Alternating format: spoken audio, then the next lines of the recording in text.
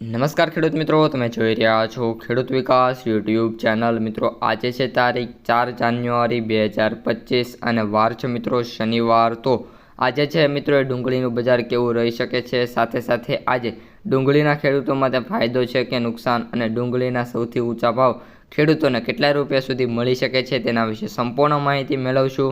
તેથી વિડીયોમાં અંત સુધી બન્યા રહેજો। ચેનલમાં નવા હોય તો ખાસ મિત્રો ચેનલને સબસ્ક્રાઈબ કરી નાખજો। સૌપ્રથમ મિત્રો વાત કરીએ લાલ ડુંગળીની, તો જે લાલ ડુંગળી છે તેના સૌથી ઊંચા ભાવ ભાવનગરની અંદર અત્યારે મિત્રો જોવા મળી રહ્યા છે 541 રૂપિયા।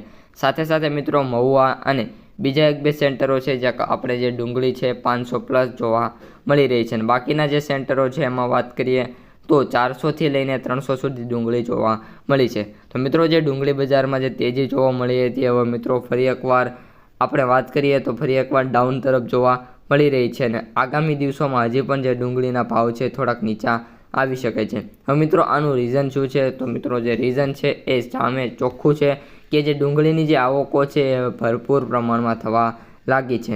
મિત્રો વાત કરીએ ડુંગળીની આવકોની, તો ગઈકાલે 1,35,071 કટાની આવક જોવા મળી હતી, જ્યારે આજે વાત કરીએ તો આજે 1.5 લાખ કટાની આવક થાય એવી મિત્રો ધારણા છે।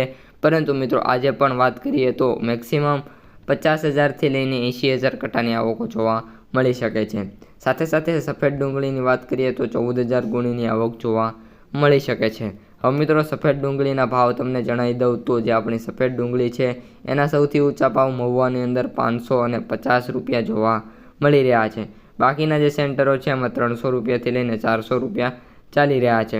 હવે મિત્રો ડુંગળીના ખેડૂતોએ શું કરવું જોઈએ કે જેનાથી ભાવ ફરી વધે, તો અત્યારે મિત્રો જે ડુંગળીની આવકો છે ઘટાડવી જોઈએ, જેના લીધે જે ડિમાન્ડ ફરી એકવાર જ્યારે થશે ત્યારે ફરી એકવાર ભાવ ખેડૂતોને મળી જશે। તો મિત્રો આજના વિડીયોમાં આટલું જ। કપાસનો વિડીયો સ્ક્રીન ઉપર બતાતો હશે, જોઈ લેજો। અસ્તુ।